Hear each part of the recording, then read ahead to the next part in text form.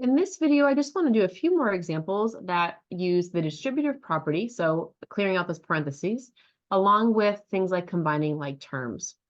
So just simplifying and cleaning things up. Now, when you see parentheses, you typically want to start there.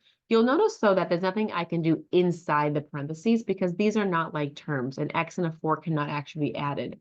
And same thing here, 5x minus 3, we actually can't do anything with that. So when you have parentheses and you can't clean it up on the inside, you're going to have to find another way to clear it out. And we can use what's called the distributive property here to clear out this multiplication by 2 here, and then some other examples down below. So what we do is we take that outside value. If there's no symbol in between, it's being multiplied. So you're going to multiply it through, and you're going to multiply it to each part within the parentheses. So I would do 2 times x, and then 2 times 4. So that would just be 2x plus 8. And then you're going to bring down anything still left over and just do one step at a time. Once you have the parentheses cleared out, you can think about your like terms. So I have that 8 minus 3 here. So I can write this as 2x plus 5. For the next one, again, I see parentheses with an outside multiplier. So I'm going to go ahead and distribute that through. That 2 is going to get multiplied to the 5x and to that negative or minus 3. Now, the 2 is positive here, so it's positive 2 getting distributed. And it's just the 2, so it's the only thing that's touching the parentheses. I'm not going to bring in the 8.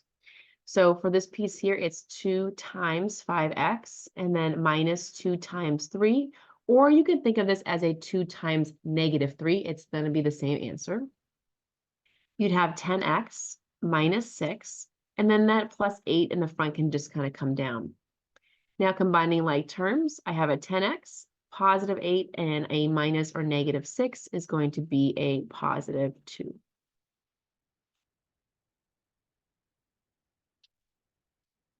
In the next example, I have 2 sets of parentheses, so you just work one at a time.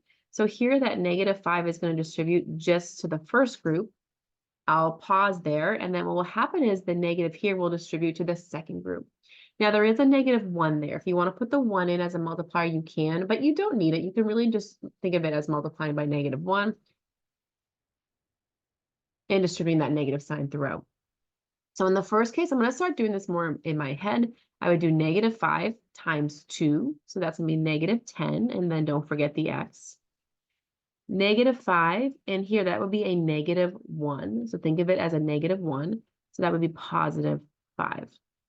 Now remember, minus signs, so subtraction and negatives are pretty much the same thing. Mentally, they're pretty interchangeable as negatives. So think of it that way.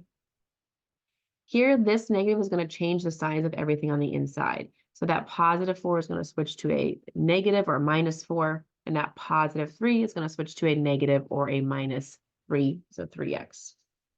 And then now I'll combine like terms. I have a negative 10x and a negative 3x. Remember that you use the sign right in front, so that would be a negative 3. Negative 10 plus negative 3 is negative 13. And then here I have a positive 5 minus 4, which is 1. And in my last case, you want to be a little bit careful here. You see how it's a minus 3. So you're actually going to distribute the negative 3 throughout. You're going to take that minus sign and distribute it as well. So this negative 5 is going to just come down. I have a negative 3 times a positive 4 is negative 12. So negative 12x.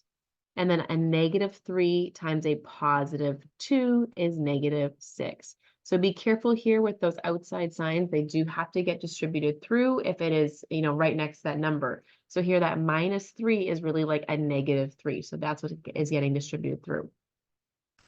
I have a negative 5 and a negative 6 that are like terms. Negative 5 plus negative 6 is negative 11.